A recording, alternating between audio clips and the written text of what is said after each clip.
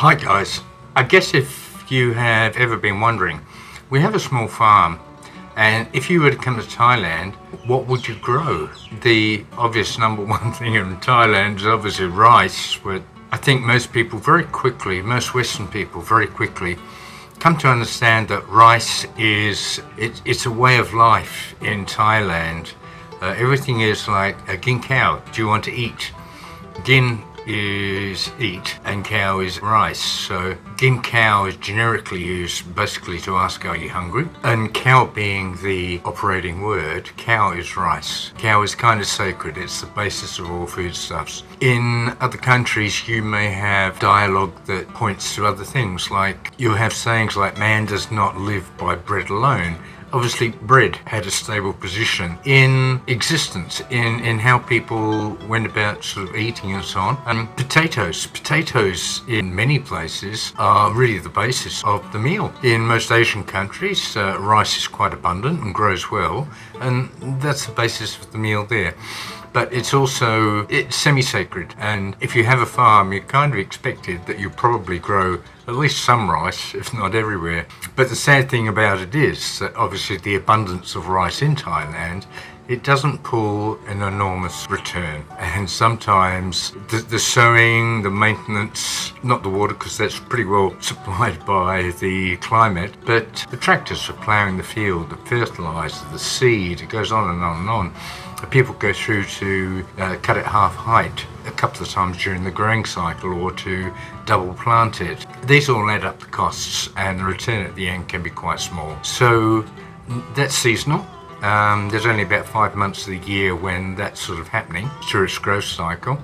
So as a Westerner, you kind of look at that and you do pull apart the economics of it, and you come quickly to the realization that there's not really any money in rice for the average producer. So what do? Well, a lot of people diversify, and around that rice season they'll also have many other different crops. Some people can't afford to, but as you know, that my wife Talani has a flower business.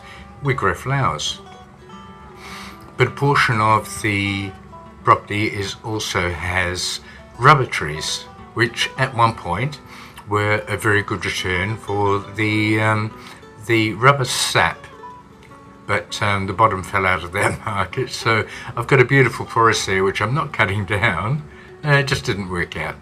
We have a lot of Thai lemons now. Thais don't differentiate like we do in the West. For us, a lemon is a yellow citrus fruit, and a lime is also citrus, but it's green, it's smaller, and it's a bit different taste. In Thailand, what will be called a Thai lemon is a lime, but they have quite a high usage in culinary preparation here in Thailand. Also, that can be seasonal too. The limes will pull the best price around the Songkran period, sort of March, April every year, which is in the drier season. It's also when the water festival is and many things like that. So during that period of time, you can get double or triple the return a lime that you would out of season beyond that. So we have a number of lemon trees. We have a couple of Australian sourced Eureka lemons, which are just really coming good now. We'll see how they go. We want to take a lot of cuttings from those and spread those out a bit and see if we can get a return from them.